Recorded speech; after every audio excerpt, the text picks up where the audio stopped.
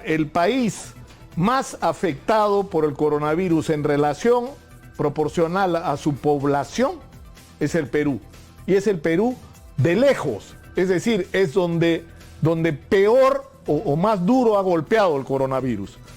Y por eso es tan importante hablar de este tema, hablar del manejo de este tema y hablar de lo que hay que hacer. Y por eso es tan importante lo que ha dicho el defensor del pueblo, Walter Gutiérrez, sobre este tema. Él está precisamente conectado con nosotros vía telefónica. Defensor, muy buenos días. Buenos días, Nicolás.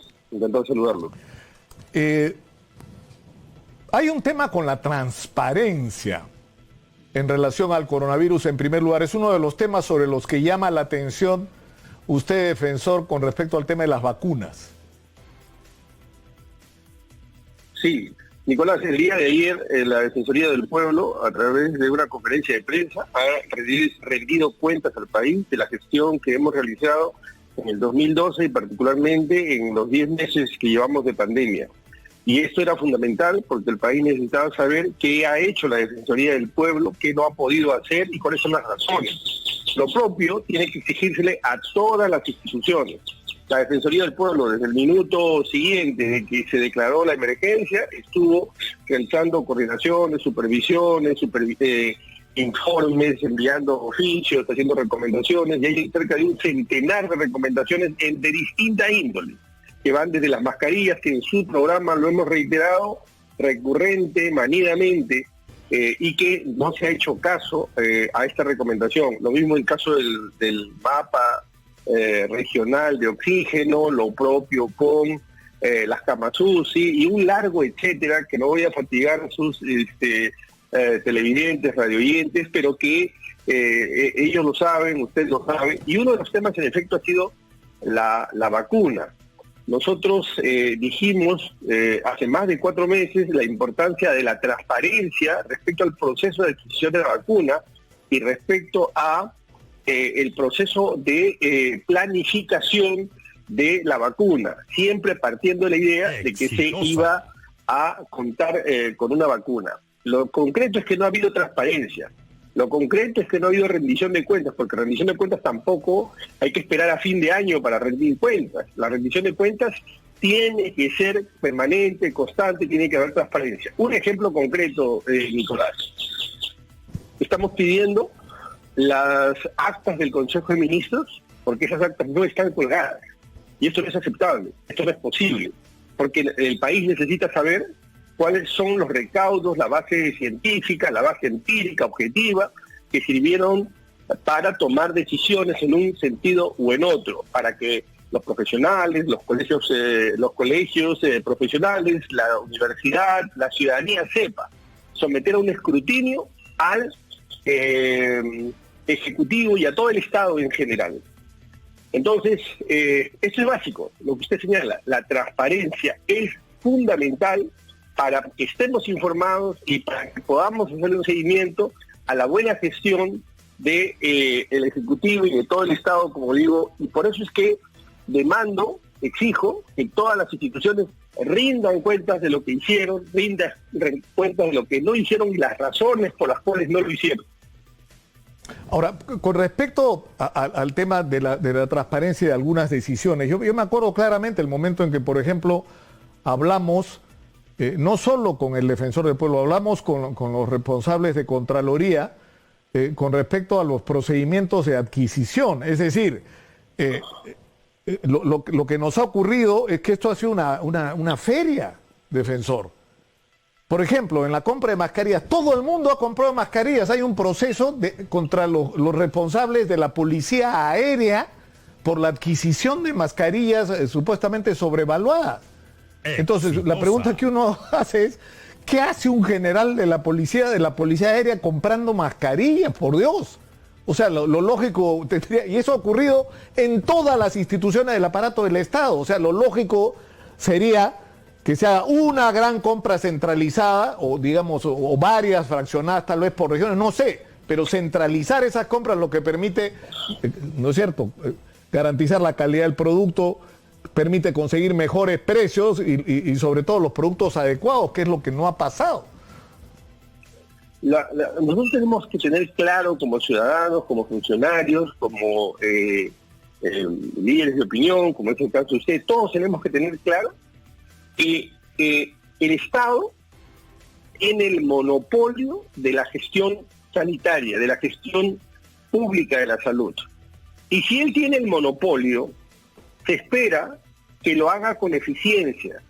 Y eficiencia significa en el menor tiempo posible, significa con el menor costo posible, con la menor pérdida de vidas, con la menor afectación de salud, con la mayor cobertura, con la mayor seguridad. Y ese concepto básico, que lo tenemos que tener claro. Si usted tiene el monopolio, le demando, le exijo que lo haga eficientemente. ¿Qué tiene que hacer usted?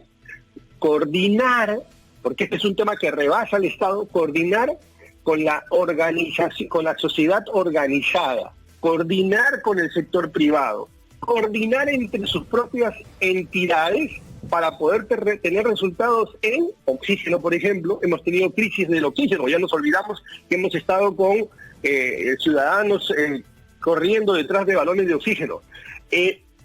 Eficiencia, por ejemplo, en el reparto de mascarillas. ¿Cuántas millones de mascarillas se han repartido a lo largo de todo este año? Marginalmente, prácticamente nada.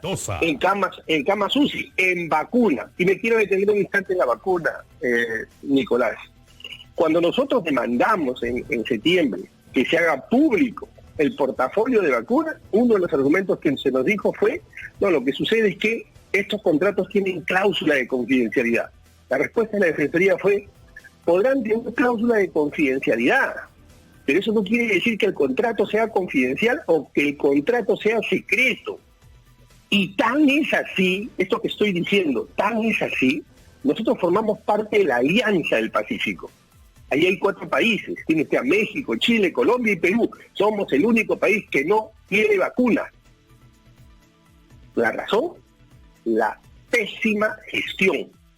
La razón por la que estamos diciendo que tiene que rendirse cuentas es porque queremos saber qué ha sucedido, no porque tengamos una vocación contralora, fiscalizadora. La función de la Defensoría es que las cosas se hagan bien y queremos que ese gobierno no cometa los mismos errores.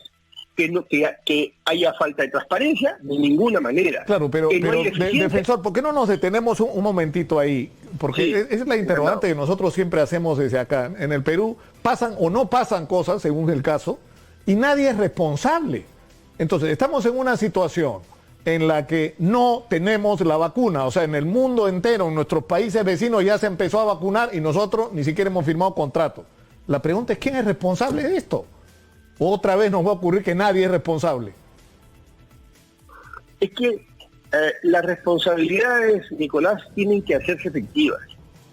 Las instituciones que son quienes controlan esto son las propias instituciones, los entes de control del propio organismo estatal, o la Contraloría, o la Fiscalía. Son instituciones que tienen que realizar ese papel. Pero créame que tan importante como eso, o más importante como es que eso, es que haya transparencia para que toda decisión se someta a un escrutinio público, sea la academia, sea los profesionales, los propios ciudadanos que tomamos nuestras decisiones para poder autoprotegernos. Entonces, si no hay transparencia, no hay posibilidad de control, de supervisión.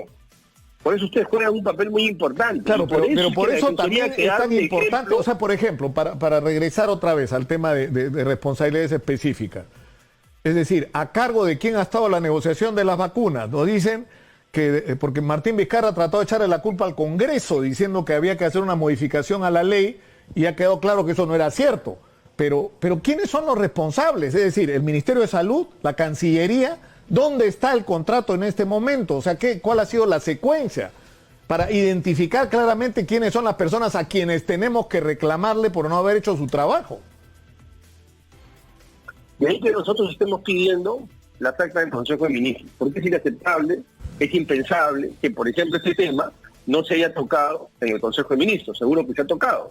Entonces ahí veremos qué ministros, evidentemente la ministra de Salud, el canciller y otros ministros u autoridades han estado de alguna manera vinculados en este tema. Entonces, De ahí que nosotros, como dice, en la Defensoría hemos pedido que se hagan públicas todas las actas del Consejo de Ministros de todo este año, que deberían ser públicas sin necesidad de solicitarlo. Y las actas del Consejo de Estado, porque ahí también se han tocado estos temas y allí hemos llegado a algunos acuerdos que debieron cumplirse, porque de lo contrario, entonces ¿para qué nos reunimos si finalmente no se va a hacer caso, si se asume un compromiso y no se hacen las cosas? Ahora, lo que nos ha ocurrido es increíble, porque a mí me comentaba una persona que ha estado, no solo una, la verdad, han sido por lo menos 3, que han estado tanto desde el lado privado como desde el lado del Estado vinculados de alguna manera con todo este proceso y digamos, no puedo revelar sus identidades, pero su información es de altísima calidad y lo que me dicen es que la gran diferencia es que mientras en Chile quien levantaba el teléfono era el presidente y en México era el canciller, porque fue el canciller mexicano el que directamente asumió la responsabilidad pública además de conseguir las vacunas. Y ahora celebra como un éxito personal el haber obtenido todo lo que ha logrado con respecto a las vacunas. Lo que me decían es que lo que pasó en el Perú fue increíble, porque esto se derivó a funcionarios de segundo nivel. Entonces, eso también es importante, defensor. Es decir, mire, yo le voy a decir algo, Nicolás. Vamos a esperar que los documentos lleguen, pero le voy a adelantar algo. Cuando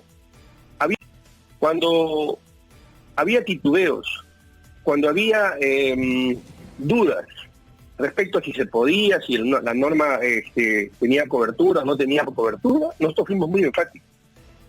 En una reunión fuimos muy enfáticos y dijimos, o sea que ustedes sí tienen capacidades legales, ustedes leen la norma que sí tienen capacidades legales para encerrar al país, es decir, para ponerlo en cuarentena, la más larga cuarentena.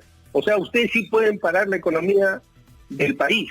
O sea, si ustedes sí pueden restringir los derechos de los ciudadanos y no pueden comprar vacunas. ¿Esa es la lógica? ¿Esa es su interpretación?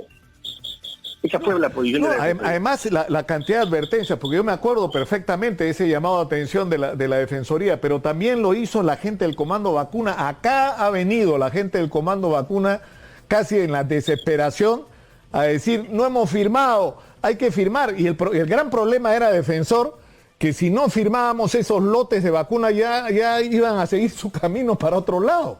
O sea, teníamos, por ejemplo, en el caso de Pfizer, supuestamente, según el protocolo original, reservados 50,000 dosis para el mes de diciembre. Es decir, en este momento, en el Perú se estaría vacunando a las personas que están en la primera línea del personal médico, de trabajadores de salud. Si se hubiera hecho lo que había que hacerse en el momento oportuno, y no se hizo. Y acá en estos estudios estamos sentados nos hemos comunicado con gente que ha dicho, háganlo de una vez, y no lo hicieron. Nicolás, quiero recordarle que nosotros en agosto enviamos una carta pública al presidente de la República. Una carta pública que además de su programa dimos cuenta. Quiero recordarle que nosotros fuimos muy, pero muy claros respecto de este tema desde un primer momento, en su propio programa. Entonces, esta situación, como usted bien dice, no puede quedar así. Tiene que haber una rendición de cuentas, tiene que haber transparencia, y ahora, de aquí para adelante, todo el país tiene que ser obsesivo hasta que se consiga la vacuna. Tenemos que someter al gobierno a un escrutinio permanente hasta que se consiga la vacuna. Debe haber una información permanente, transparente, hasta que se consiga la vacuna. No podemos parar hasta que se consiga la vacuna. Esto es afrentoso para la propia dignidad nacional que no se tenga vacuna. Porque ya le digo, estamos hablando de que si usted tiene el monopolio de la gestión sanitaria, la ciudadanía lo menos que espera es que usted lo haga con eficiencia. No, el Estado no ha sido eficiente.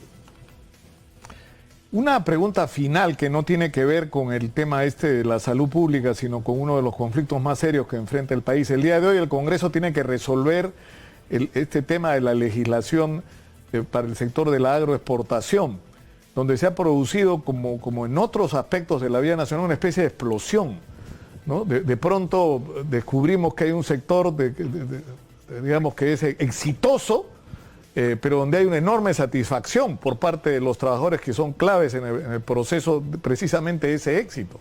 ¿Cuál es el juicio suyo, defensor, sobre cómo enfrentar esta situación tan complicada? De nuevo, regreso al concepto inicial.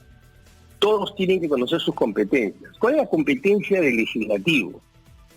Representar, fiscalizar, dar leyes. Ok, usted como Congreso tiene el principal acto de poder, que es dar una ley. Usted da una ley. Usted no puede dar una ley y abandonarla. Usted no puede dar una ley y dejarla ahí 20 años. 20 años después decir, mire, oye, sucede que esta ley, bueno, ha sido muy beneficiosa en este aspecto, pero muy perjudicial en este otro. ¿Y qué hay con su función de fiscalización? ¿Qué hizo usted a lo largo de estos 20 años? Usted no puede dar una norma y abandonarla. Las normas tienen un efecto mágico, cambian la realidad. Las normas pueden ser imperfectas, se tienen que hacer ajustes.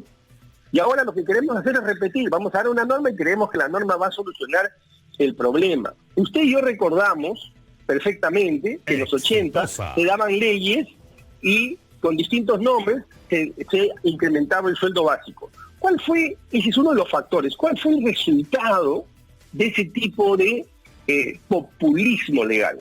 ¿Cuál fue el resultado? La crisis económica que tuvimos en los 80. Si vamos a repetir eso, quiere decir que no hemos aprendido nada. Pero esto que digo no quiere decir que no se hayan creado injusticias, que no haya legitimidad respecto de los reclamos de los trabajadores.